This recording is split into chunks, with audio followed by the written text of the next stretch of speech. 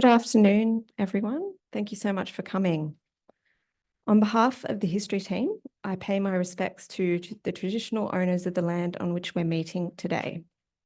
I acknowledge that we are working and creating on country, on the unceded lands of the Gadigal peoples of the Eora Nation, and I pay my sincere respects to elders past and present. So just to start off, just some housekeeping before we go into our speaker today. So we are actually recording today's talk for those who are joining us online. And for those who are joining us online, the best way to view is to do fit to window in terms of your the webinar. This talk is being interpreted in Auslan, so thank you so much, Katie. And the talk is actually being presented as a seminar. So if you have any questions, those online, please put those questions in the chat. And for those in person, there'll be a microphone going around at the end of today's session. There's also a culture count survey, which will show at the end. It's a QR code, and we'll also email that to everyone to give us some feedback. Let us know what you think about today's talk. And also, can I just ask that people switch their mobile phones to silent so as not to disrupt the session? So, as part of the Heritage Festival, the city's history team has coordinated a series of 3 talks that focus on the history of Darlinghurst.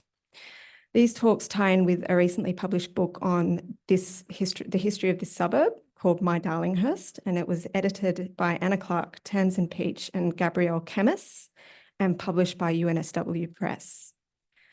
This book was actually recently shortlisted in the Resources and Publications category of the 2024 National Trust Heritage Awards. So our second talk in this series is presented by Laila Ellmoos, city historian, who has been with the City of Sydney for over a decade. Laila has done an array of fascinating projects in the public history, and for over 7 years was a regular presenter on the radio program Scratching Sydney's Surface. In 2017, she co-curated 1917 The Great Strike exhibition at Carriageworks with Nina Mile, which featured historical objects, oral histories, film, and specially commissioned artworks. And today, Laila will be talking to you about a chapter she wrote as part of the My Darlinghurst book called Building Darlinghurst. So welcome, Laila. Thank you.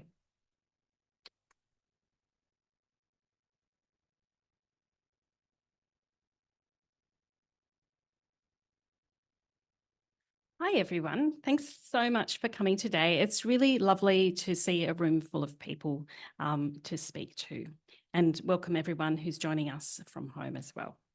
So my talk today traces the urban development of Darlinghurst, as well as some of the challenges faced by the council and landlords and residents of Darlinghurst in tackling the difficult topography of Darlinghurst, and also in particular the council enforcing municipal control in the second half of the 19th century. As Nicole's mentioned, my talk is based on a book chapter in My Darlinghurst, which is also called Building Darlinghurst. It's quite a prosaic name. And this is the second talk in a series about Darlinghurst as part of the Heritage Festival. So last week, if you did come along, Paula Hamilton and Lisa Murray took us back to the early 20th century and they sort of talked about the impacts of sound and noise in Darlinghurst. Today, I'm going to go back further still to explore the rapid transformation of Darlinghurst from scrub at the edge of town to a forest of chimneys. And this rapid transformation occurred within a decade in the middle of the 19th century. And I would add that as I was writing this paper, and I thought this is actually also a journey into the sense of smell. We can't smell the smells, but we can imagine them. In late 1870, Charles Percy Pickering photographed a uniform row of 14 new bald-faced terraces at the eastern edge of Darlinghurst. And this is what you can see in the picture here. These are the 14 terraces. The terraces were located on a steep, narrow passageway, which was off Great Barkham Street. And I've got this slide here just to roughly show you the location of where those terraces were situated. They were actually on the same block as St Vincent's Hospital.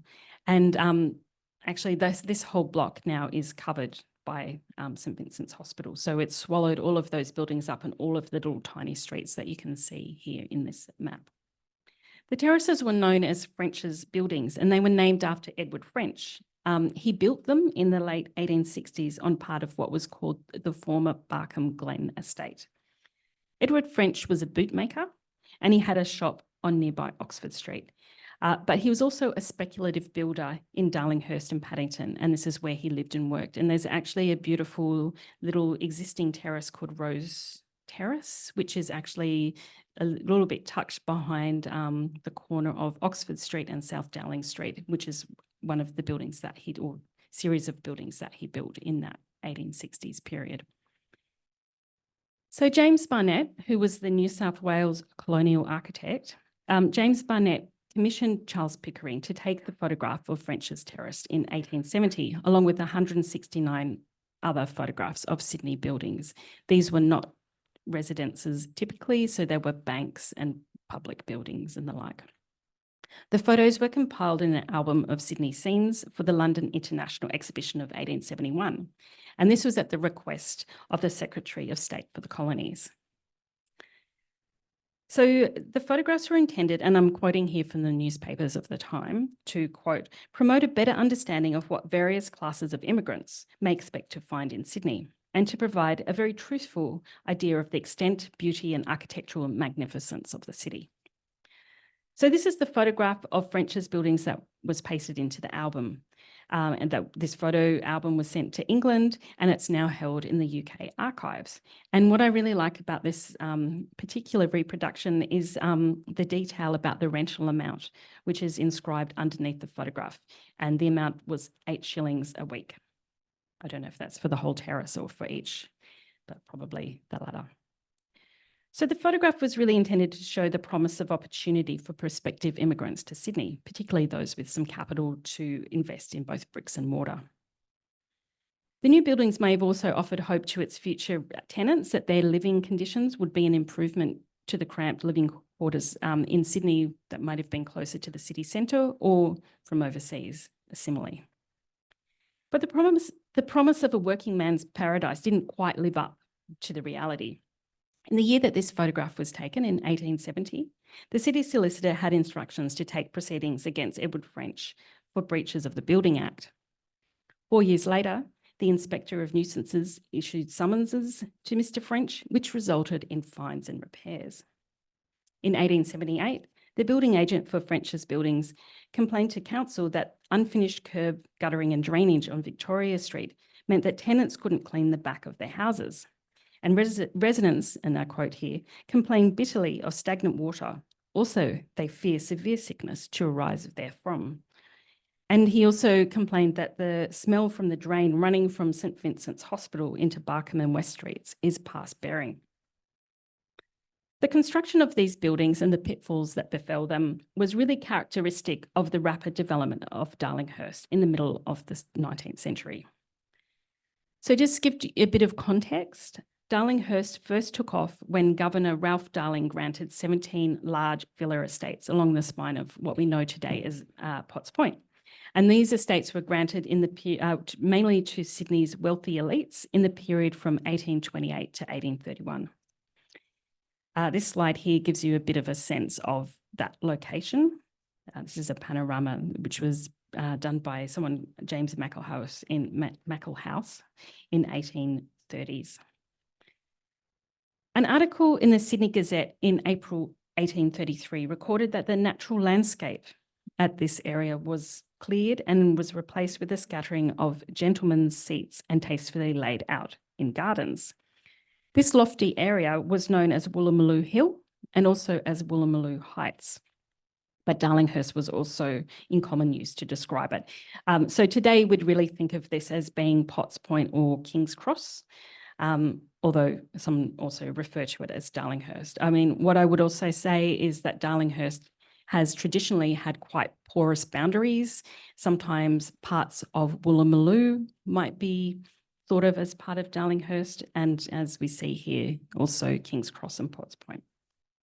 But what I'm going to talk today about is the area of Darlinghurst, which was on the site of two estates, which were south of those Woolloomooloo Hill villas. So there was the Riley estate to the west and the Barkham estate to the east. So these large estates shaped the development of Darlinghurst across the 19th century.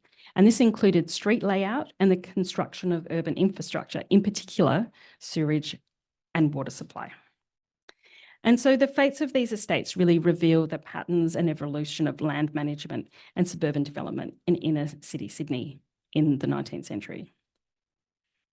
So this is a map here of the Riley estate. The Riley estate was immediately to the east of the city centre. We really think of it today as covering Woolloomooloo and also parts of Surrey Hills and, of course, Darlinghurst. So the Riley estate was developed for housing in the mid-1840s onwards when it was surveyed and subdivided by partition.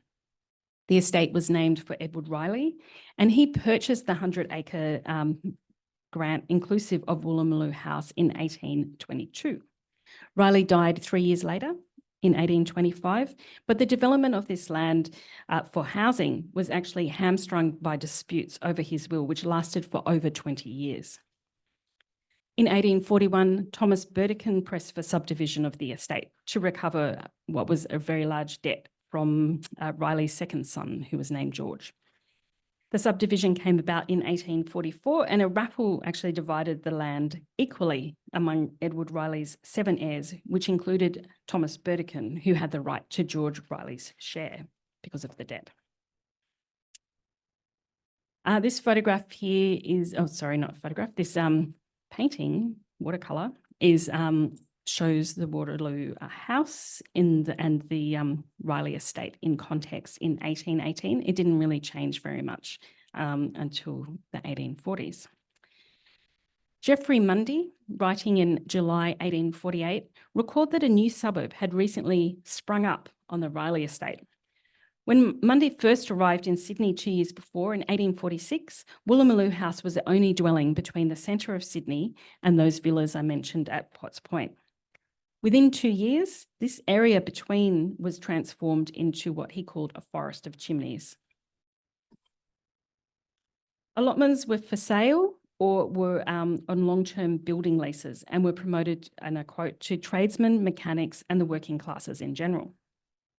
Leasehold sale on a flexible time payment system attracted the lower middle classes who could make a modest profit by building on credit and then on selling. So these parcels of land were then subdivided in turn, and they kept changing hands, and the land was divided into smaller and smaller lots. So the illustration on the screen here is a trig survey, and it was drawn between 1855 and 1865.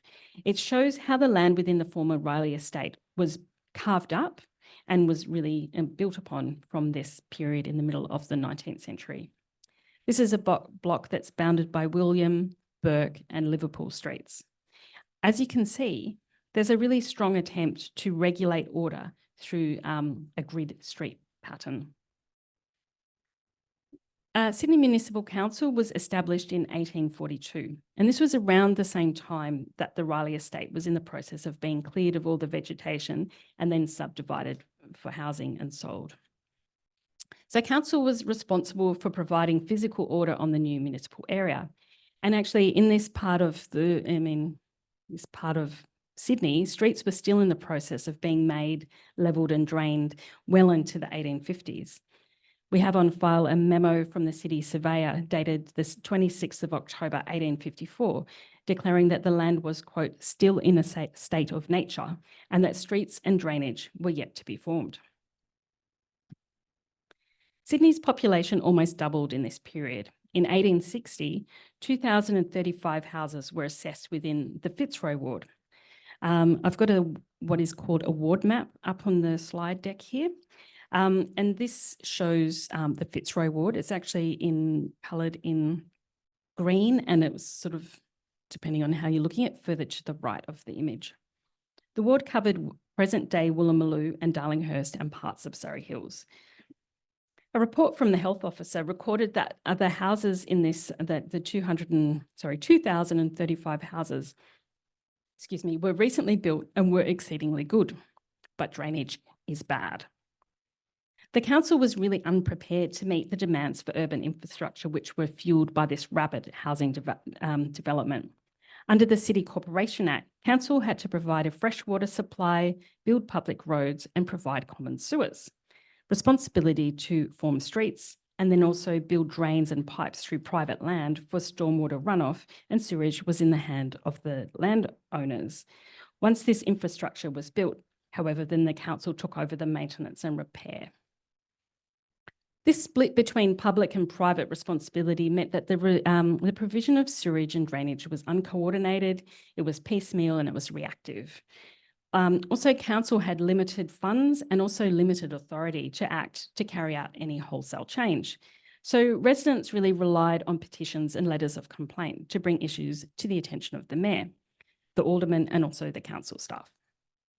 So the City Archives contains dozens of letters which document the frustration and despair of Darlinghurst residents as they struggled against haphazard drainage and unfettered development. They really are such an amazing resource because you're hearing the voices of people who lived in Sydney over 150 years ago. So the complaints weren't just about the sewerage problems and the flooding, but also that open drains were a dumping ground for street refuse and also dead animals. The archive also shows the intricate and intimate interconnections between neighbours and tenants and landlords, and sometimes how improvements in one area could then go on to cause problems in another area. This was also a tight-knit community and people didn't always get along. At times, neighbours even sent formal complaints about each other to the council. On the 3rd of February 1854, Joseph Carter of Crown Street complained to council about William Cox. And William Cox was throwing excavation spoil on the laneway between Liverpool and Burton Streets, which prevented drainage to Joseph Carter's house and 9 others, which were close by. Carter claimed that if the situation was allowed to remain as it is, the slightest shower of rain will render the road impassable. In turn, William Cox wrote to the council in October 1854 to complain about the dangerous state of Liverpool Street between Crown and Palmer Streets, where, quote, there is a surface drain leading, I believe, from the cesspits of Darlinghurst Jail. The ditch, measuring 5 feet deep and 10 feet wide, meant that the road was not passable for carts, and I quote, any sort of carriage or even a man on horseback. Darlinghurst residents also petitioned council about these infrastructure matters that I mentioned. In February 1860, 83 freeholders and householders of Palmer Street and surrounding streets presented a petition about improper and inefficient drainage. Burke Street, just south of Samley Street, wasn't yet formed, and this caused water which was falling from the heights of Darlinghurst to flow onto Palmer Street further down. This water flow then combined with a nuisance which was created by the cesspits of Darlinghurst Jail, and then that all emptied into the Burke Street quarry and then, quote, directly into Palmer Street and into your petitioners' dwellings. Although the council had laid a 15-inch drain pipe in Liverpool Street, it really wasn't enough to deal with the runoff. The eastern part of Darlinghurst developed around 20 years later than the rest of the suburb, but it was also plagued with drainage issues as streets began to be formed and houses were rapidly built. In the course of writing my chapter for the book, I became quite fascinated with Thomas West's Barkham Glen estate. This is a map of it here when it was, I think it was in 1831, but he was making a claim on the estate. He was a convict. So Thomas West's 71-acre Barkham Glen estate actually straddled the suburbs of Darlinghurst and Paddington. The rocky understory and uneven levels sloped towards a waterway that snaked through the land. This short, low catchment was known as Rushcutters Creek, but also sometimes as West's Creek after the landowner. Its headwaters were near the junction of Oxford Street and South Dowling Streets, and it emptied out into Rushcutters Bay. Thomas West established a watermill on the creek in 1810, and he was officially given title to the land in 1844. So some 40 years later, Thomas West's son, Obed, recalled that this stream of water that divided the family's property rose in the sandhills and then flowed into the harbour without any other impurities other than stormwater overflow. Obed West is quite interesting. So he lived at Barkham Glen Estate from the time he was born in 1807 until he died in 1891. And he saw this area evolve from dense scrub to dense housing over that period. And he's also left us a bit of a legacy. He wrote about his experiences of growing up here. So we're very lucky as historians to have this record. The other thing to note is that other members of the extended West family continued to live at Barkham Glen Estate until the close of the 19th century. And this included Obed West's only sibling, Naomi Dobson. When Obed West died in 1891, there was a newspaper report which remarked that the portion of Barkham Glen that he lived on at Paddington remains, quote, an oasis of verdant green and spreading forest, trees in an unsightly mass of terraced houses. So this view here is of Paddington in the 1870s, and I just wanted to share this with you because I think it gives you that impression of the contrast between the untamed wilderness and then the terraced housing intermixed. And I really found this very fascinating. There are these beautiful watercolours in the State Library of New South Wales by somebody called George Roberts. And in the period from 1850 to 1865, he did a lot of depictions of the eastern suburbs of Sydney. And these ones were, some of them are one of them is of Rushcutters Bay, but the others are of these sort of waterfalls or cascades. Not all of them are directly in the area we're talking about. Don't really know because they're not really described, but just to give you that sense of the natural world that was existing through at the same time that the housing was being rapidly built. So the continued presence of the West family living locally really influenced how the land was occupied. Because the family stayed in the area and gradually subdivided and sold off the land around them, typically this was done by leasehold, and in fact the family was still had land in family ownership in the early 20th century. But what this meant is the population density was actually a lot slower to develop than the rest of Darlinghurst. This is Rushcutters Creek, also in the 1870s, and this is today the site of Rushcutters Bay Park. Ongoing drainage problems in the eastern part of the suburb were due to the underlying landform mainly. This was, of course, a problem for all of Darlinghurst, as we heard about the people living in on Palmer Street. But the location of Barkham Glen, which was in a valley which was bisected by a creek, added a unique challenge. And there was a standoff between private landholders and the council about who was responsible. This led to increased pollution of Rushcutters Creek, which caused flooding, offensive smells, and created a really very real threat of disease outbreak. On the 20th of February 1867, Obed West wrote to the council about William Hopkins, who lived opposite him. He said, Hopkins was constantly in the habit of emptying the filth and nuisance from his back premises onto my property by means of pipes that he has laid across the street to my fence. The effects of drainage and complaints cascaded. Between 1866 and 1868, Hopkins complained 4 times to council about the drainage that flowed above onto his property from Victoria and Liverpool streets. And this, for him, caused an offensive smell in dry weather and then ended up flooding his house and garden with street refuse and water and filth from neighbours' drains in the wet. These conditions really posed a serious risk to public health. In April 1869, Acting Health Officer Dr. George Danzy and the Inspector of Nuisances, Richard Seymour, visited Rushcutters Creek. They visited because there were several requests to visit from families who were living around the creek who had caught typhoid fever. Dr. Danzy reported that the smell from the creek was most obnoxious and poisonous. He noted that sewage from surrounding streets was emptying into the opening of the creek at the back of what was called West Cottage on South Head Road, which is actually today Oxford Street. And that in that illustration I have here, that shows the junction of Barkham Street and Victoria Street, really, and then West Cottage on on Oxford Street there. And you can see the waterway sort of flowing to the behind it. Danzy encouraged the mayor and the aldermen to take action because, quote, the neighbourhood is rapidly increasing and the inmates of the new St Vincent's Hospital and Darlinghurst Jail will suffer unless steps are taken to prevent the poisonous emanations from this open sewer.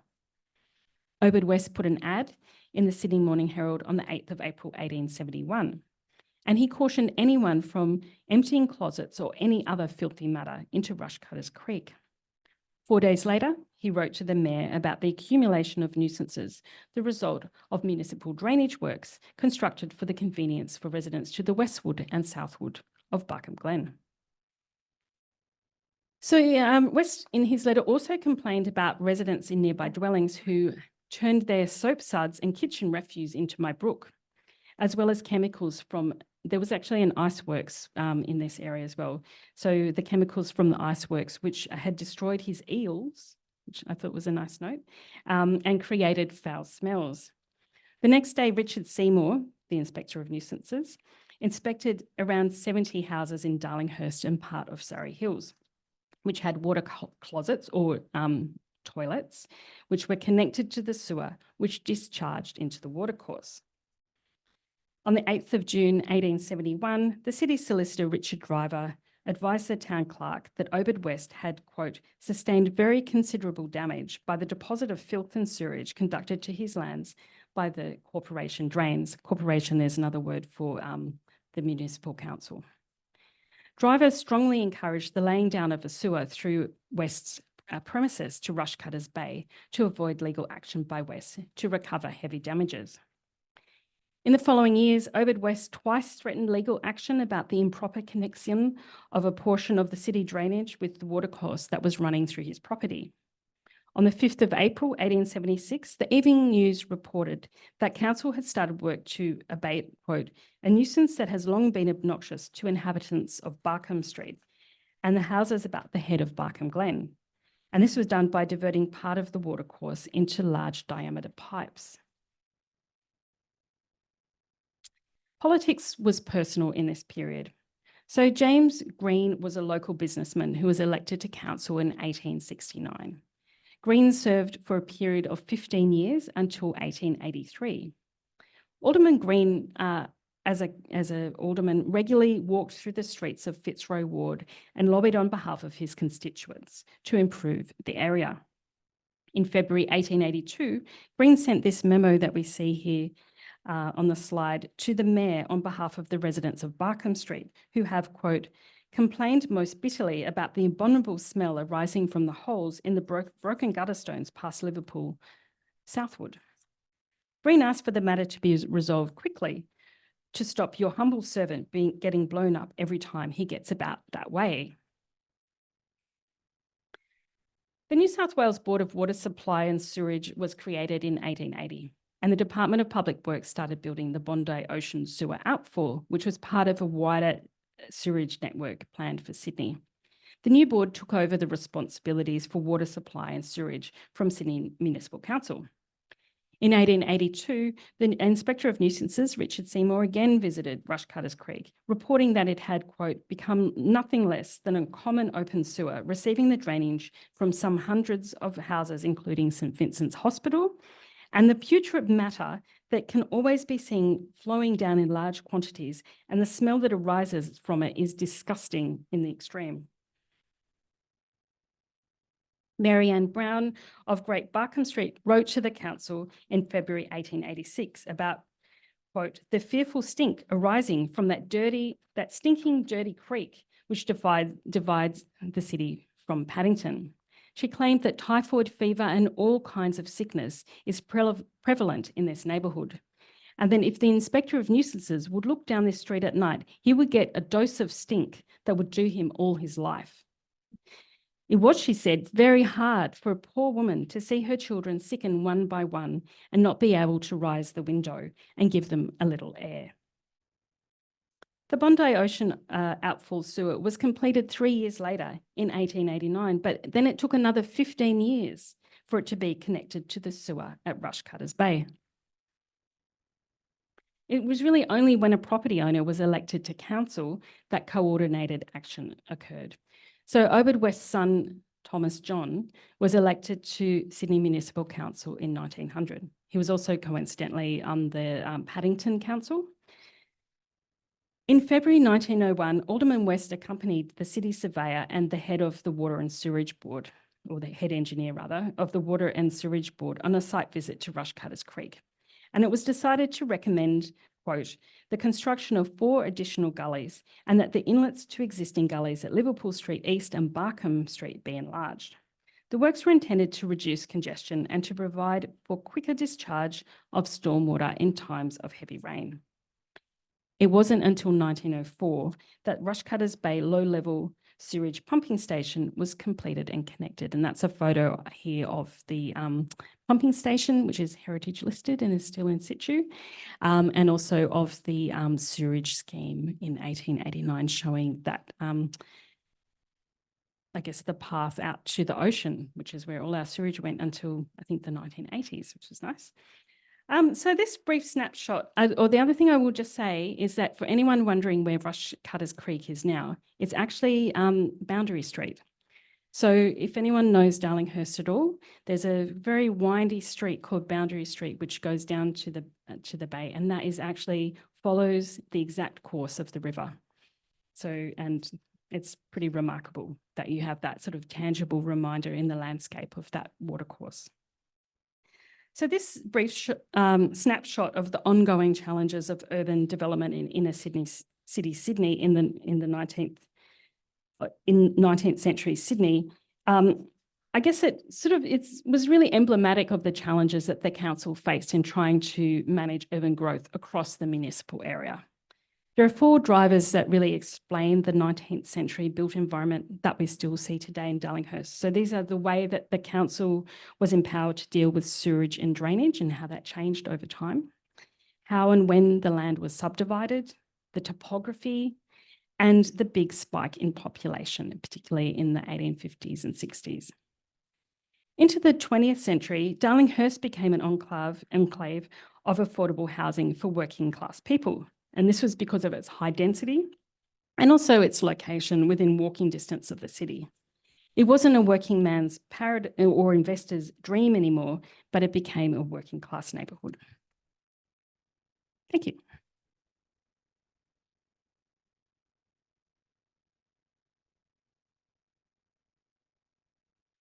Hello. So if anyone's got any questions, you're welcome here or online. Yeah, I'll be coming around with the mic. So just if you have a question, I'll come to you. And if you could just speak into the mic so everybody at home can hear you. Okay, does anybody have any questions? Cool. Do you know more about how financing for these working class tradesmen who became very rapid developers came about? I've read something about a land league and I've never understood what that might have been. So you're sort of wanting to understand how people financed it. You know what I think, particularly with this area, there's a key point that I've made in there. So the land was freehold, or you could buy it outright, or you could actually buy it on leasehold. And they had this flexible time payment system. And so what that meant is that people could basically get access to the land and build on it, and then they would build very rapidly, and then they would sell it on. And so I think those kind of situations meant that they didn't have freehold title, but then they could also have some bricks and mortar. Is that the kind of what you're asking, or you're asking something different? I was wondering whether there was like a credit union for the working class, like the Irish such a good Catholics idea. or something. Look, just this concept. But my second part of the question was, it seems to me like William Cox was building something himself, and he was a tailor. So were these people, like in the case of French, who did he get to build those 14 terraces?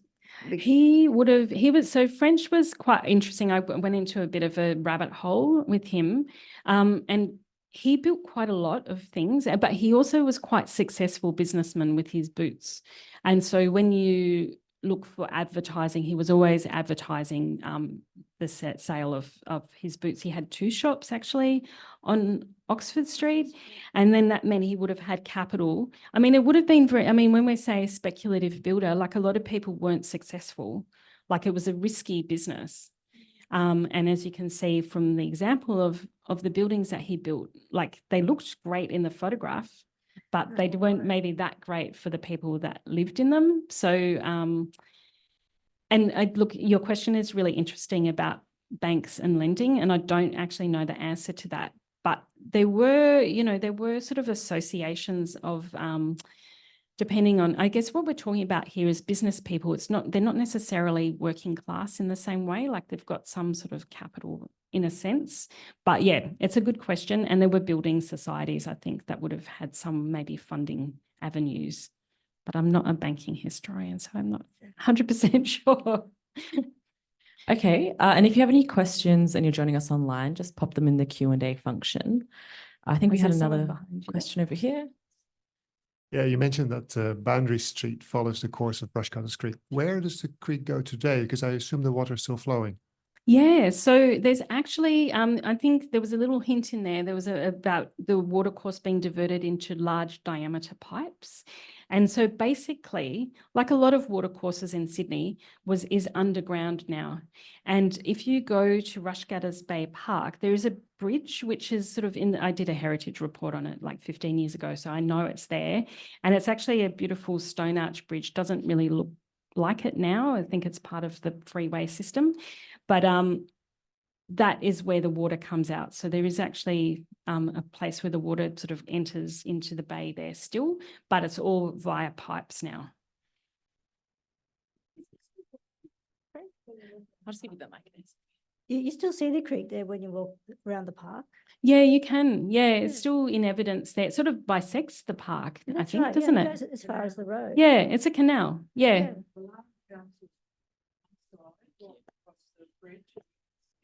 Yes. Yeah. So I think at the start of the talk, the creek really bisected the municipalities. That's also why it's called Boundary Street. So it was the boundary line between the municipalities of the City of Sydney and the municipality of Paddington. Okay, I think we had a question over this side. Did we? Yeah. Thank you.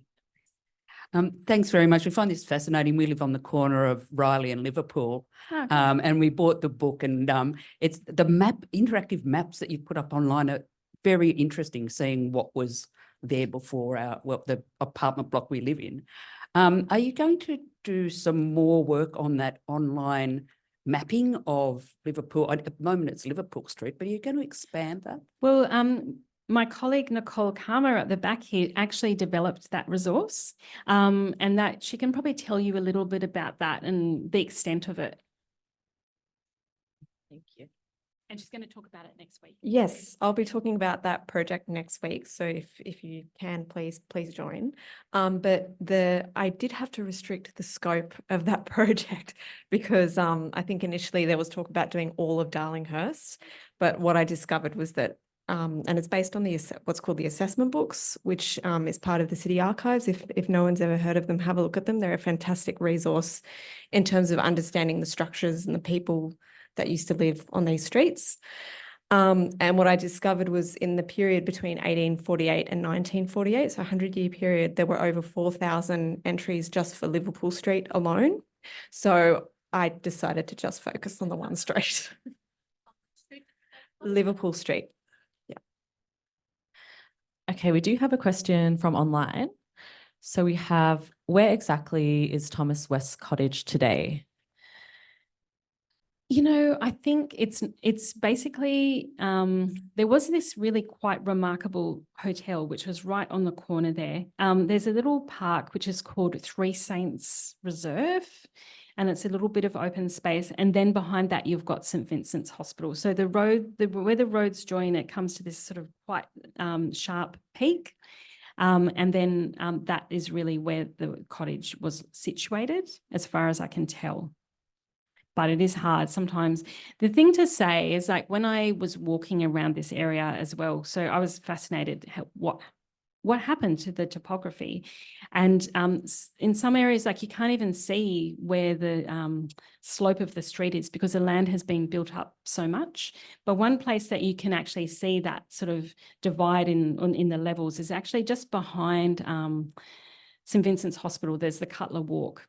And when you're on that, you can look down, and it's actually quite a step down. And I think that probably was the case along the whole of I guess what's Great Barkham Street. It's very confusing to untangle that every street seemed to be called Barkham Street. It was like Barkham Place, Barkham Lane, Great Barkham Street, and they're all different streets and they're all in big tangle there. But to answer that question, I hope that's answered it. I think we had a question, over that side.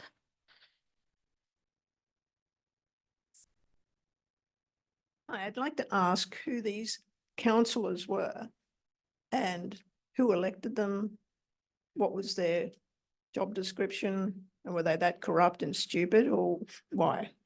In The that council, you particular- mean why the action was? You have all these letters, but who were the people receiving these letters? Were they elected? They were elected from- officials, yes. So Yeah. the council was established in 1842. The first set of councillors weren't elected in 1842, they were appointed. And then after that, all of the people that have served the municipal government area are elected by the people. However, saying that, franchise has actually been different over time. So one of the things that's interesting about local government is you didn't actually have full franchise until the 1840s. Because if you rented in the city of Sydney and probably other municipal areas, you didn't actually have full franchise. So if you had to live somewhere for longer than 6 months. So that actually meant that people who were transient, who couldn't afford to live in places, didn't have the right to vote until after the 1840s. But the way, it's a democratic system. At various times, the council has had, at the moment we have 10 what are called councillors, because the name changed from aldermen to councillors in 1993 under the Local Government Act. But at various times there've been like 36 aldermen or 24. It really depended, and then that was always governed by changes to legislation. The thing to say is that the council didn't actually have very much money. So the way, like today, you pay your rates. But it wasn't a prosperous city in the way that we are today. And so it didn't always have a lot of capital. And I think the problems of sewerage they were a big problem to deal with. And I think that that's why the state government ended up having to take that over. But often municipal government actually starts off providing things and then they're taken over. So electricity is a great example. Sewerage, water supply, all these things were sort of initially provided by a local authority and then become, as you sort of need to coordinate in a more sort of strategic and state way, then that sort of gets into a different realm of, I guess, provision of services. But no, it's a great question. And if you're interested, we actually have a biographical register of pretty much all of the aldermen who have served on the City of Sydney Council or absorbed councils as well. This includes Paddington. And there's over, I think it's 1,500 biographies. So just to say, there's like a lot of people. And it's really interesting. I find it fascinating because what makes people stand for local government and to be a representative of their community is quite interesting, and it does change over time. Do we have any more questions? Not from the room. Do we have any online? No questions from online. Was there anything else you'd like to add?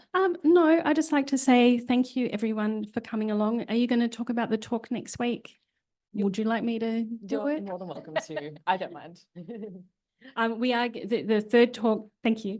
The third talk will be next week. Nicole Karma will be speaking about the resource that she mentioned, which is the resource about Liverpool Street, and also the city archivist Janet Velada will be joining her to talk about some of her resources. Again, it's going to be in person here, but also online. We'd love to see you. It'll be 10:30 a.m. next Thursday, so a different time to today, and I'll send out a link where you guys can leave any feedback you have for the talk today or any of our future programs, and I'll include some information about next week's talk in there as well. Yeah, so thank you all so much for coming today. Hope you all have a lovely rest of your day.